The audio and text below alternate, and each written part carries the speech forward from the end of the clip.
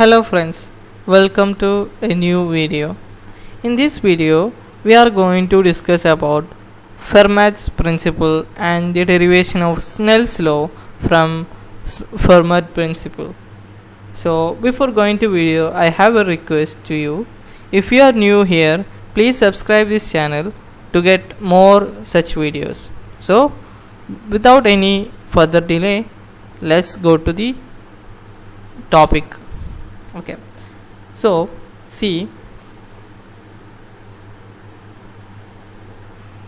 first we are going to see the statement of Fermat principle. This principle says that the path taken by ray means light, between two given points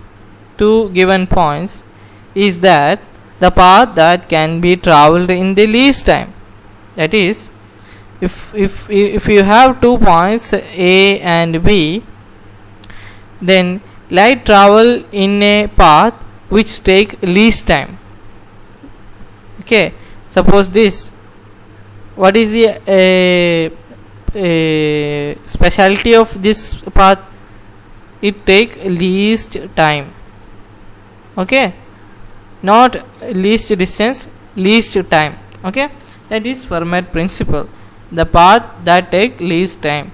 Okay, so as an application of this principle, that is Fermat principle, we are going to derive Snell's law. We all know the Snell's law, which says that eta 1 equal to sine theta 1 equal to eta 2 into sine theta 2, when consider this is eta 2 and this is eta 1, and a light ray is going this way, theta 1 here and theta 2 here. This is the Snell's law. We all know this, right? So we are going to derive this by using Fermat principle. So for that, look at here the derivation of Snell's law by using Fermat principle. Here consider two media with refractive index eta 1 and eta 2. This is medium 1 with refractive index eta 1, and this is medium 2 with refractive index eta 2. Okay, they are meeting at an interface which is xy. This plane, see, this plane is xy plane, that is z is equal to 0. Here we are showing the our axis. This direction is x and this upward direction is z. Okay, clear? So this plane is z equal to 0 plane. This is initial point. Light is traveling from here, the point I, that is x1 z1, to the point F, that is x2 z2. This is the final point. So here to here, I mean, let me put this point as O, then this IO is D1 and OF distance is D2. Okay, clear? So the total distance traveled is D1 plus D2. Okay, so before moving further, this distance is given by x minus x1, right? Because this point is x and this is x1, so x minus x1. Similarly, this distance is given by x2 minus x, right? x2 minus x. So from the figure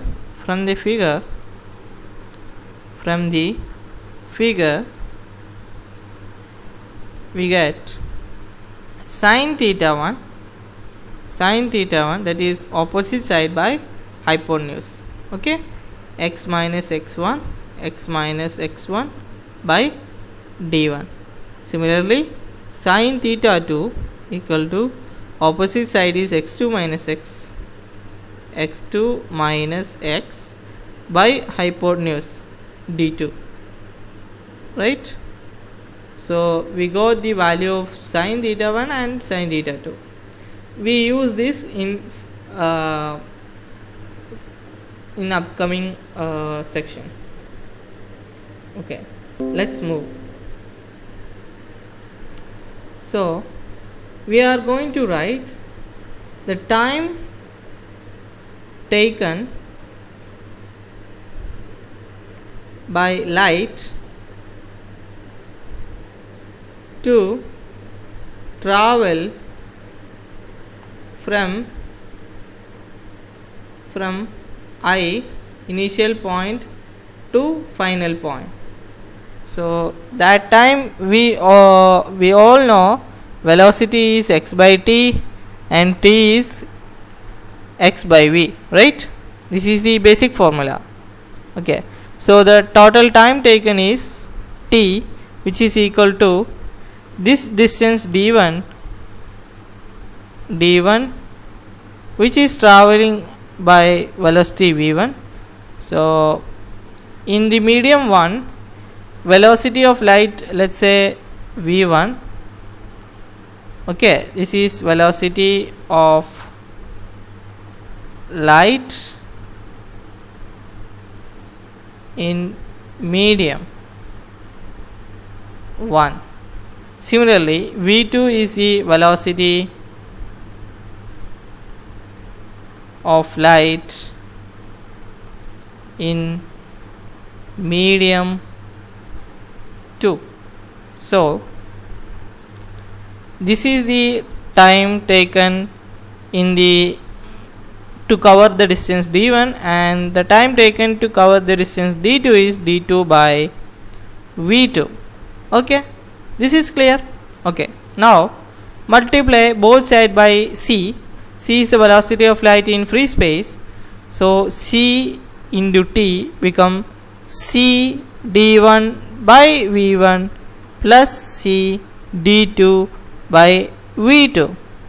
We all know refractive index eta equal to c by v, so this become ct equal to eta 1 into d1 plus eta 2 into d2. Let's put this as equation 1. So now from figure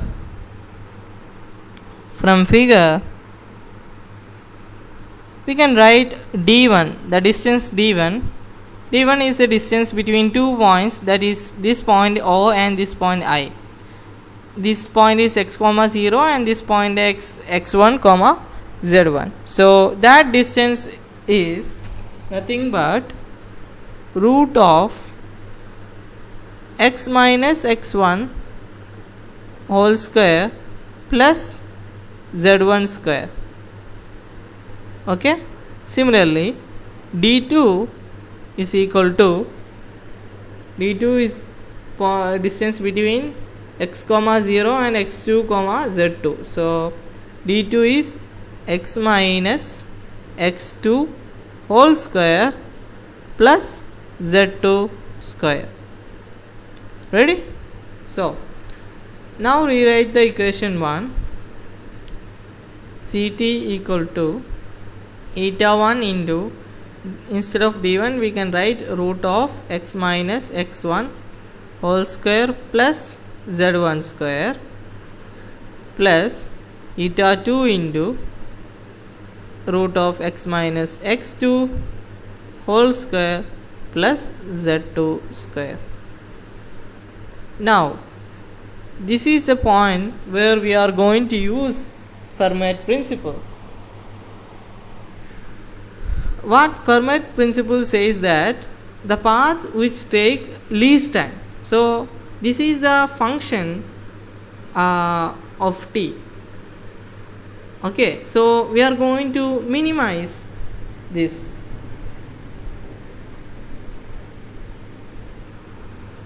So by Fermat principle,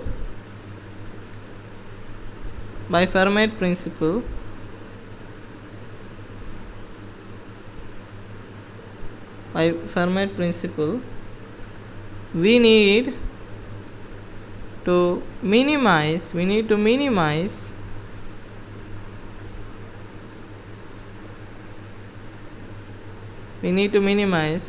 the above function t of x. Okay,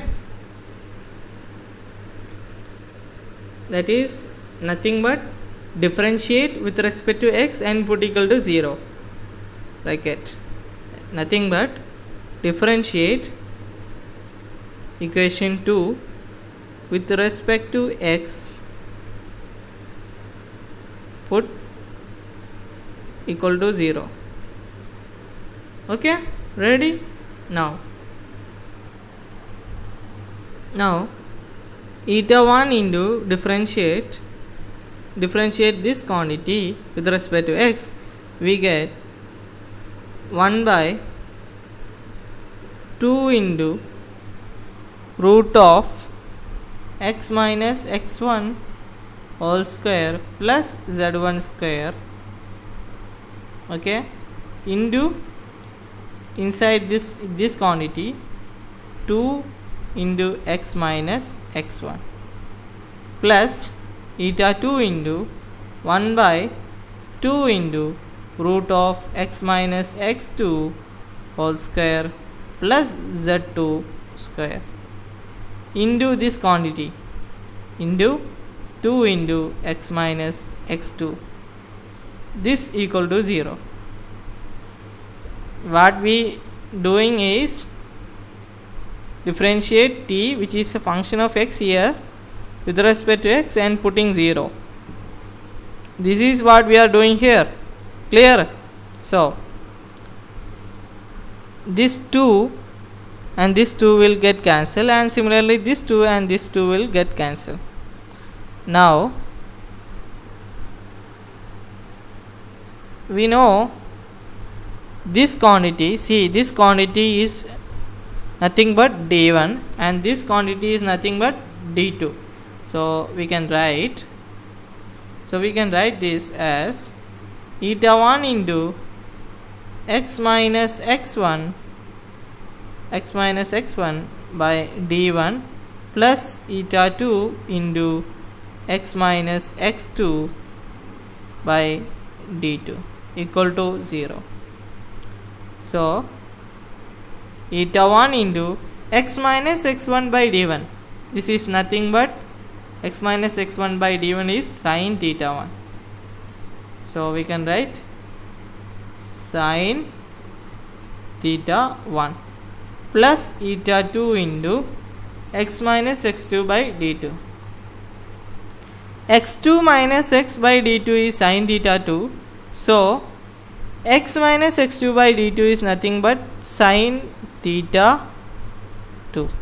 There will be a minus term equal to 0. That is eta 1 sin theta 1 minus eta 2 sin theta 2 equal to 0. That is eta 1 sin theta 1 equal to eta 2 into sin theta 2. This is nothing but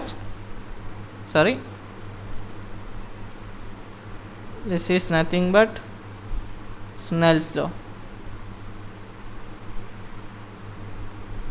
This is what we call Snell's law. Hence we proved or derived by using Fermat principle. Okay, I hope it is clear. You can see one more.